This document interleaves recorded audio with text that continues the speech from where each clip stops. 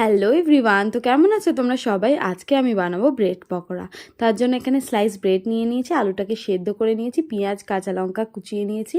আর আলুটাকে হালকা করে ম্যাশ করে নেওয়ার পর তেলটা গরম হয়ে যাওয়ার পর একটু কারি পাতা ফোড়ন আর কালো জিরে ফোড়ন দিয়ে পেঁয়াজ কুচি আর লঙ্কা কুচিটাকে দিয়ে ভালো করে নেড়ে নিয়ে একটু আদা রসুনের পেস্ট আর হলুদ গুঁড়ো আর জিরে গুঁড়ো দিয়ে মশলাটাকে একটুখানি হালকা ভেজে নিলাম। তার মধ্যে ওই আলু সেদ্ধটা দিয়ে ভালো করে মশলাটা তার সাথে মিশিয়ে নিয়েছিলাম। আর এদিকে ব্যাটারের জন্য বেসন, লঙ্কার গুঁড়ো, হলুদ গুঁড়ো আর পরিমাণ মতো নুন দিয়ে গলিয়ে নিয়েছি। আর এদিকে দেখতেই পাচ্ছ আলুটাকে গোল গোল করে নিয়ে পাউরুটির পুরো চারিদিকে স্প্রেড করে নিয়েছি।